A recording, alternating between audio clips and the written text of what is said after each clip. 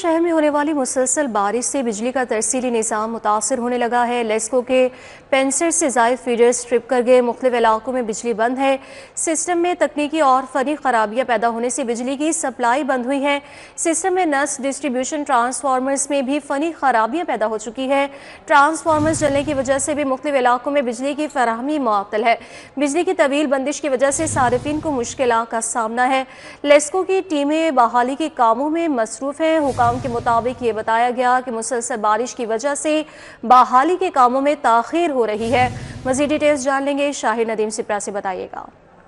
میں ہونے والی مسلسل بارش کی وجہ سے بجلی کا ترسیلی نظام بھی متاثر ہوا ہے۔ ذرا نے بتایا ہے کہ لاہور الیکٹرک سپلائی کمپنی کے 65 سے زائد 11 kV فیڈرز پر تکنیکی اور فنی خرابیاں پیدا ہونے کی وجہ سے ٹرپنگ کے واقعات رونما ہوئے ہیں اور ٹرپنگ کی وجہ سے مختلف علاقوں میں اس وقت بجلی کی فراہمی معطل ہے۔ دوسری جانب کئی ایسے علاقے ہیں جہاں پر ٹرانسفارمرز جلنے کی وجہ سے بجلی کی سپلائی بند ہے اور کئی علاقوں میں 6 سے 7 گھنٹے کا وقت گزر چکا ہے، لیکن اس کے باوجود لیسکو کی جانب سے بجلی کی سپلائی بحال نہیں کی گئی۔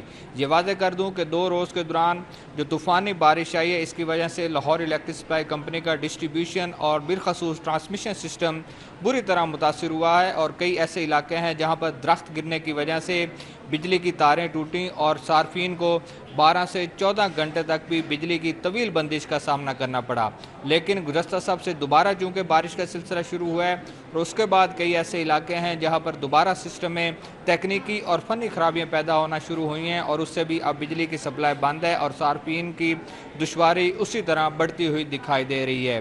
اسی لیسکو کی جانب سے جو موقف سامنے آ رہا ہے وہ یہ ہے کہ مسلسل بارش کے دوران لائن سٹاف کو برقی لائنوں پر کام کرنے میں دشواری کا سامنا کرنا پڑ رہا ہے، تاہم جو بکٹ کرینز کے ذریعے بحالی کا کام کا آغاز کیا گیا ہے۔ سب سے پہلے 11 kV فیڈرز کو مکمل طور پر بحال کیا جائے گا، اس کے بعد جلنے والے ٹرانسفارمرز کی ریپلیسمنٹ ہوگی اور اینڈ پر جا کے انفرادی کمپلینٹس جو صارفین نے اپنے درج کروا رکھی ہیں ان کے ازالہ کرنے کے حوالے سے اقدامات اٹھائے جائیں گے۔